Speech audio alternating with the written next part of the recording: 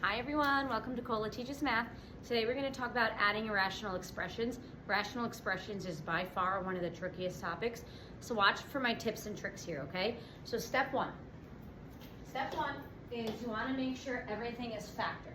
So what I'm going to do is I'm going to factor the denominator right underneath. Here's a little trick, guys.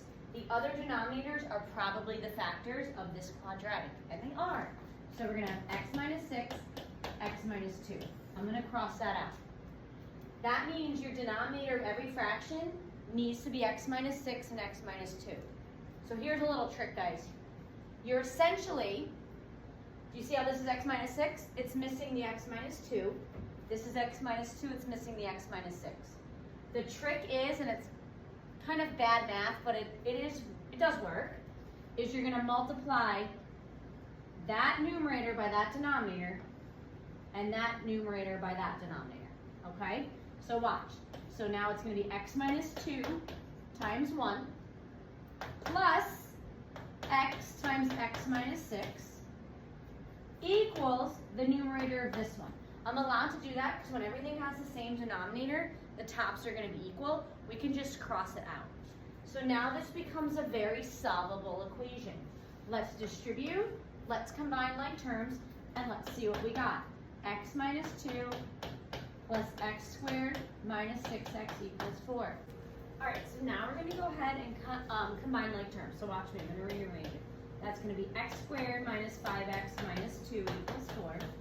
It's a quadratic, so we want it equal to 0. So we're going to have x squared minus 5x minus 6 is equal to 0. All right, this is a trinomial, so let's go ahead and factor it.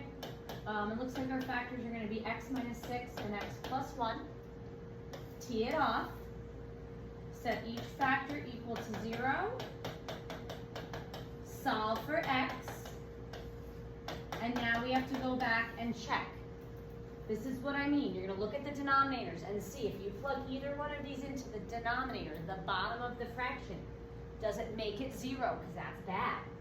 So look, if we plug 6 in, which was one of our answers to this denominator, 6 minus 6 is 0. That is very, very bad. That means something in calculus, which you can learn eventually. So that means we are going to reject this, and this is our only answer. So when we're doing rational expressions, it's quite a lot of work, and I'm going to continue making some videos on this. Subtracting, multiplying, dividing, all that fun stuff.